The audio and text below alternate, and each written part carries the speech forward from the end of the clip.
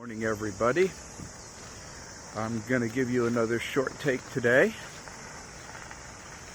The world in general is reacting to the events going on in the Middle East, and it's such a historically critical moment that I just have to comment on it. All of you are probably geopolitical wonks to some degree or the other, since our world is absolutely interdependent. Anybody who thinks we can go back to the 1940s and have one nation producing everything and you don't need to trade with anybody else, you can only do that one place, and that's in China. So this idea that the United States can somehow decouple from the West or from the East is pretty silly. Anyways, there's a bunch of stuff going on. I am not going to dwell too much on the particulars, because the particulars are constantly changing. What we do know is that there were four bombings. The last one was and it's not quite clear whether they were cruise missiles or, was Donald Trump said, bunker busters. But 3 nuclear facilities were hit by Trump, and then a week earlier before that, a nuclear facility was hit. So it's 4 nuclear sites were hit in Iran. So this is a de facto nuclear war. Right? Radiation spewing about, it's a de facto nuclear war. May not be what everybody was thinking about, but it's still a nuclear war. And it's unprovoked, not authorized by Congress, at the behest of Israel, and it's totally messed up. I don't think there's anybody in the audience who doesn't think that this is not messed up. So what's going to come out of this? And that's what this is all about. What's going to come?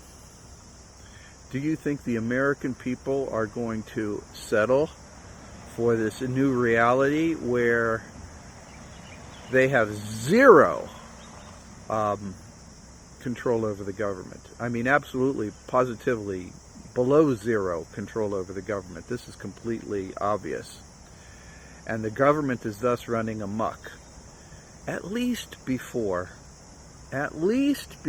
you had the illusion, there was this illusion that, hey, the government's listening to me and yada, yada, yada. But you don't have that anymore. That's gone. And what about the rest of the world? Do you think that they're going to tolerate this nonsense? And let's not get into the standard boilerplate of, well, historical things have been going on in Israel and historical things in Iran. Come on, spare me, okay?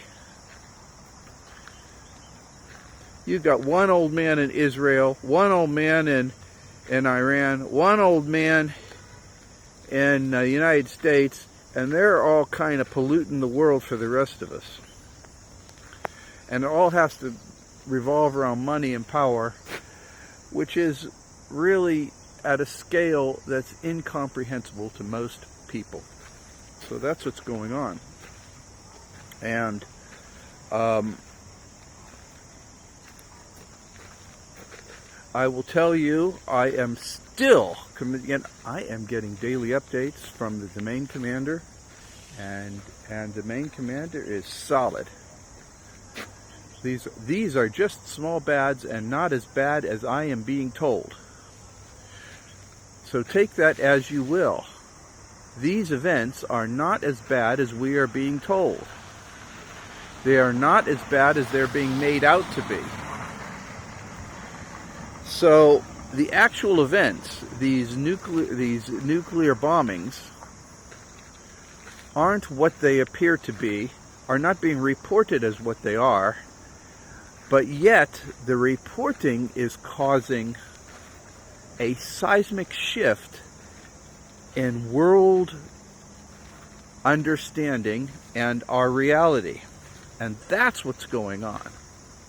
Not that a bomb is being dropped here, some people are dying over there, Israel's being flattened by high technology missiles out of Asia.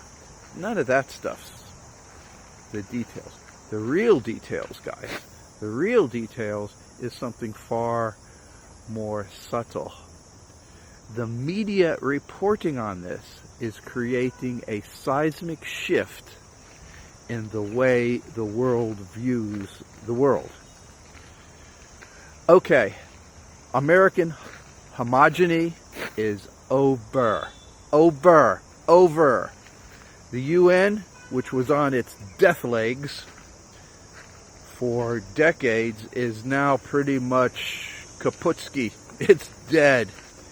It's just, it says we don't like Gaza, then the United States stands up, I like what Israel's doing, and then the whole UN shuts down. That's not sustainable, guys. It's not sustainable. So what you've got now is just lip service going to the UN, and the rest of the world's going to have their own. And believe me, they've already set those things up. So what I'm seeing right now is a trend to erase the United States' participation in the world. I'll say that again. What I am witnessing, what you are witnessing, is the United States is being isolated from participating in the rest of the world. And Donald Trump, love him, hate him, is taking a major role in that. And to some degree, he's actually facilitating it.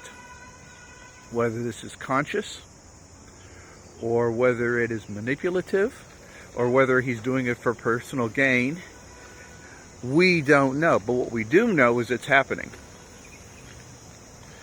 So you'll see if the Strait of Hormuz is closed, the United States is going to suffer. Not so much the rest of the world. But you'll hear the Western news media saying it's the end of the world. Oh my God, the prices and blah, blah, blah, inflation, blah, blah, blah. Yeah, for Americans. Not so much for the rest of the world. Now, if you're in another country and your country is tied deeply to the United States, you're going to start feeling some pinching. But nobody's going to hurt more than the United States. Because it decided way back when that it was going to be the most important kid on the block. And therefore, as it got its minions, and let's face it, Europe is a bunch of chihuahuas, it's their minions, is going to follow it blindly into the pits of hell. Don't you know? So guys, geopolitical situation is just as I described. It is not being what is being described in the media. It is an effect of the media description of something that's actually not as serious as we're all being led to believe. This is not as serious as we're all being led to believe. It's part of a geopolitical restructuring. And therefore, when the domain commander says small bads, it's literally small bads, no big bads. So don't get your hazmat suits out yet, okay? It's all good, all right? And so that's today's daily update. Nevertheless, even though I give you this update, I'm telling you don't freak out, I do want to make a couple things clear. Doesn't mean that you can't be proactive. Have a little garden, eat some fresh food that you control. Stock a little bit of food up, because if your nation is tied to the United States, you might have a couple of shortages. Inflation might go up, causing a shortage locally to you. So just, be a little bit prudent. Just be a little bit prudent, but don't worry, you'll survive. And with that, people, remember, be kind to dogs and cats, treat other people as you wish to be treated, and remember, man, I believe in you. Bye-bye. How US just bombed Iran. It's just another war in the Middle East. But here's the question. What if the war doesn't just change Iran, but also change America itself? Right now, America is not just going to a war. It's slipping into a dictatorship. Here's why. Trump is turning federal power, military, the DOJ, ICE, even the National Guard into tools of personal control. He's not just leading a country at war, he's building a loyal army that answers to him. We all saw that. He already held a military parade for his own birthday. So imagine what kind of celebration he will throw if he claimed a military victory over Iran. That's not going to be a national pride. It's a code-level personal rule. Now let's talk about bombing. Airstrike does not solve the problems. Clinton bombed Iraq for 4 days in 1998, accomplished nothing. Bush knows this too. That's why in 2003 he sent ground troops. You can't just bomb your way to peace. And even with today's tech, you can't bomb Iran's nuclear program out of existence. You might delay it, but you won't destroy it. So why is Trump doing it? Because war give him total power at home. He already declared a national emergency or fake threat before.